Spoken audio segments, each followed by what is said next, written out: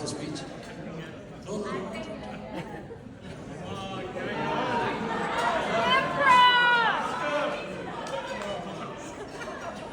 You know, I could speak from the heart, but nothing changed. I can't do it.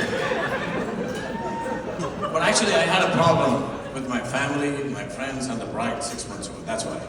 It was at Alex's wedding.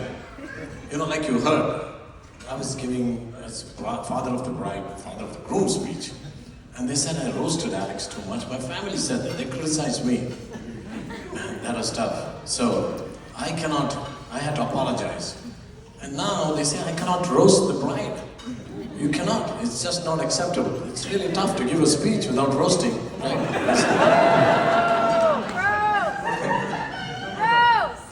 That's right, like you said, no roasting. Is that okay? Plus, my friends had a problem with me.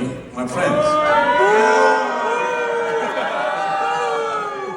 You know, all I said was when thanking the guests, that some of my friends, I'm just amazed they'll travel so far for a free meal, like you heard the celebration. Okay, so, Lisa, we're not going to do this ever again. Ever again. It's too much work. Plus, we glanced over every aspect of the wedding, from the venue, to the menu, to the dance routines, to the music, and most importantly, the guest list. So, as the father of the bridezilla, and bride, sorry, I'm not supposed to. If you're sitting in this audience, you're the chosen few.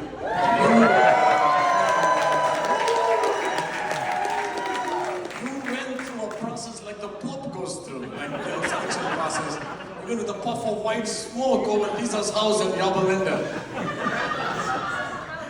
I don't know if Kang's family went through the same process, but all I can tell you, there's some very fine people on both sides today. Like in Charlottesville. So in the next few minutes, I'm going to tell you the story of Liza. You know, Lisa's given me a time limit, so I have to do. I'll take 6 minutes for each of these sections. One is high school, so childhood, her high school, her college years, why she met Kang. Why, not how. How, Alex will say. Why she met Kang. And my reaction when I met Kang. And also some heartfelt marriage advice. So 1 minute each, right? So bear with me, I'm not going to repeat it again. 1 minute each. So 6 minutes. So Liza, she was born just 5 pounds. 2 pounds of fiery Shirley Temple hair. You saw this screen outside, right? Shirley Temple hair. She was so small and so vulnerable. I was afraid for her, not realizing that soon I'll be afraid of her.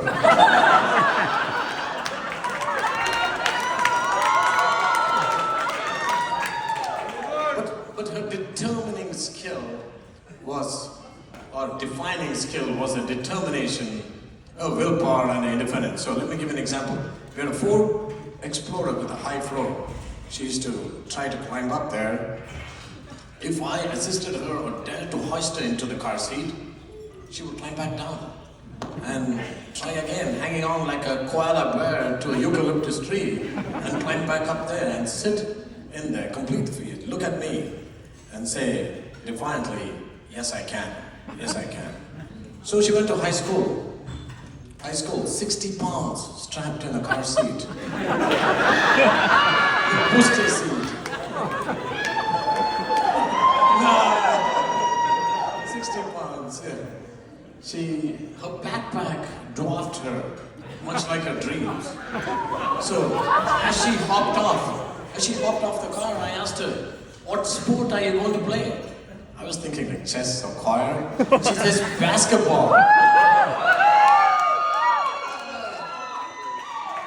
And she says, and then I asked her, so are you going to be the ball? She looks at me defiantly and says, I will show you.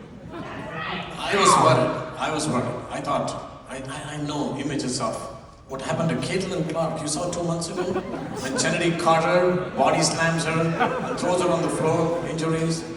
I didn't have to worry. She was no Caitlin Clark. Instead, she was like Muggsy Bogues, you know her? Muggsy Bogues? Yeah. He's the shortest NBA player. The shortest. 5'3", pint size. Liza was like a hummingbird on espresso. She was darting through the field of legs. But she controlled the game like a seasoned conductor of a symphony. And then she sometimes played the entire game. At the end of 1 year, she was captain of the high school basketball team. Anyone play with her? Anyone play in the same team? Anyone play? She's my captain! Yeah! She's my captain. Yeah, that's it. Okay, then it came time to apply to college. So she goes to Johns Hopkins, a backup school. She was in Johns Hopkins, a backup school. It wasn't a dream school, guys. It was something else. Alex will tell you why, though. Alex will tell you why. And so she does her bachelor's in computer science and applies to medical school. She applies to 40 medical school, 40. And she gets 40 rejects. Is this on? 40 rejects. And then she goes to Harvard as a master's in biomedical informatics with a 4.0, and she applies again. And when the 38th rejection came in, I tell her, baby girl, you can't do this. You better stick to computer science. But she was shaken, but still not broken. And then she waits, totally undeterred. And she gets in to Georgetown Medical School.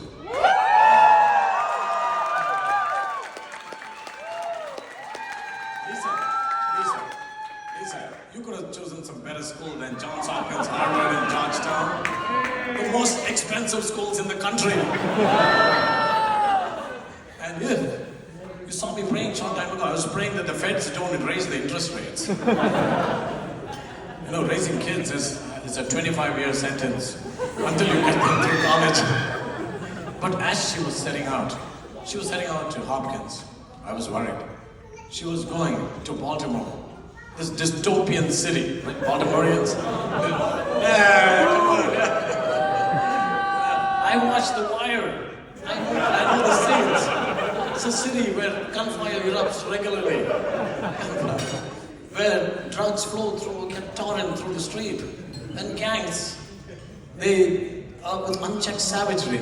You know that, right? That's true. Baltimoreans? No, huh? Oh, you're from California. Maybe it's changed now. But I know. Stringer Bell and Omar Little, I know them guys. Yeah, those who watch The Wire. So I was really worried. So I thought, what should I do? I was imagining a scene from the movie Taken. Have you seen the movie Taken? Yeah. I get a phone call at midnight, these gangs. We have your daughter, don't call the police. What do? I asked my wife, she didn't know what. And I had an idea, maybe I'd call Doc the bounty hunter, She said that sometimes he goes out and gets some bad guys. I wrote down his number, 833, tell Doc. You can fact check me, Jordan. It's true, yeah, it's true. I put it to go after the bad guys in case they get it. And I thought, that's not enough. I need a preemptive strategy. I need someone to be with her all the time, to be a deterrent for the bad hombres of Baltimore. But what I needed was an equalizer. Equalizer, have you seen the movie?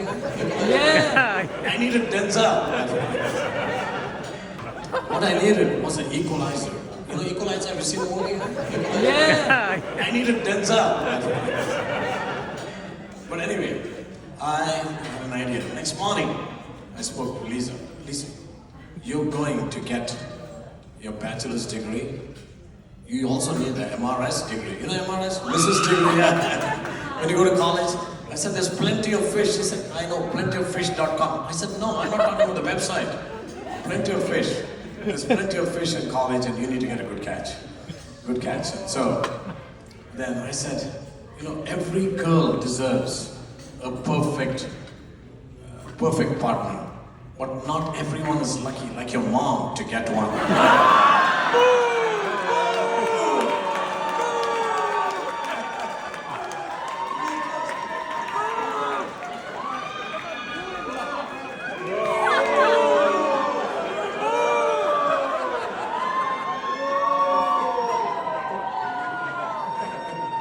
So she set off to college.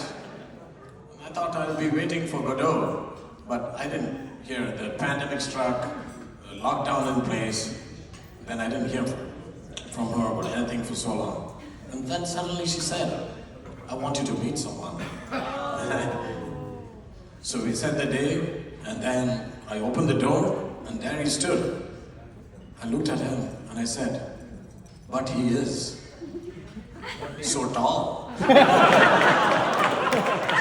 know what you were thinking, guys. I know what you were thinking. He's so tall. I asked him, did you get him from the K-dramas? Have you seen K-dramas? Everyone is so tall there. She said, no, he's Alex's classmate. Oh, so I called up Alex. I said, Alex, do you know him? He said 6 words and he hung up. Dad, he is better than me. That was no consolation. Alex set such a low bar. Sorry, I'm not supposed to roast Alex. Janina, it's too late for you. Oh, look at that. You're still in love.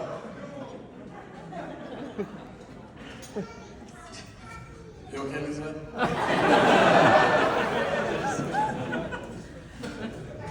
Sorry. So then I wanted to connect with Kang. I really wanted to connect. I wanted to jive with him. I told him, hey, I'm a fan of BTS. I binge watch Squid Games. I love crazy. I love Crash Landing on You. I love you, Sari. No reaction. No reaction. So maybe I'll try a different angle. Maybe it's food that he likes. He said, I like japchae. I like bulgogi. And I dream about mukbang when I go to bed. You know what is mukbang, right? They watch these shows where you watch other people eat. Again, no reaction. That's when I realized that Kang was more American than a bald eagle eating a hot dog at a baseball game. Again, I realized that I don't know anything about him, but he knows everything about me. He works for Google. No, but as time went by, I started to look up to Kang. But that's mainly because he's 6'1" and I'm 2'11". Kang, you brought happiness to Liza and joy to her family. And your love for her and your respect for her culture is really evident. When I look at Kang, I see kindness, respect, and warmth. And it's a warmth that comes from within. He's a lamb in lamb's clothing. He was my equalizer. He was my equalizer. Thank you, Kang. Welcome to the family.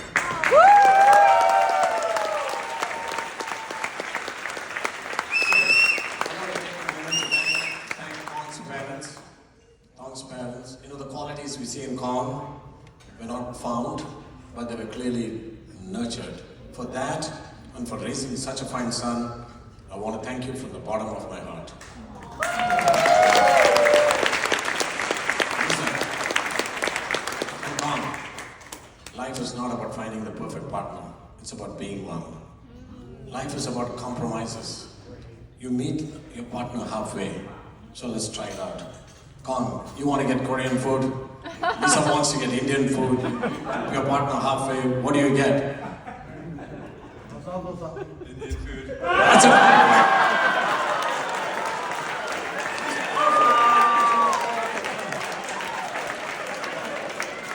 That's a compromise. Not bad, you pass. Yes, you're welcome. And Lisa, you never go to bed angry. What do you do instead?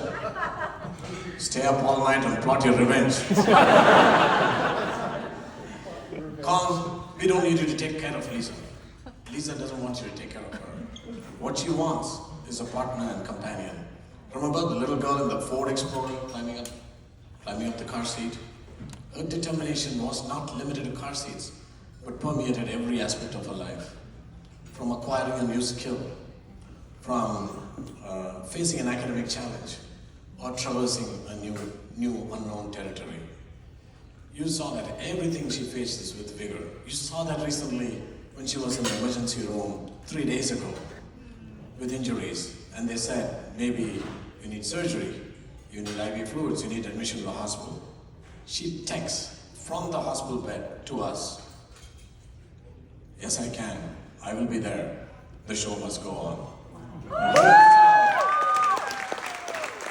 Her resolve is unwaverable and her focus is unshakable. And she completes every target that she sets on. Liza. Like her dad. Who's her dad? Who's her dad? Who's her dad? Every target that she sets on. Kang, embrace Lisa's beautiful mind and cherish a vibrant spirit.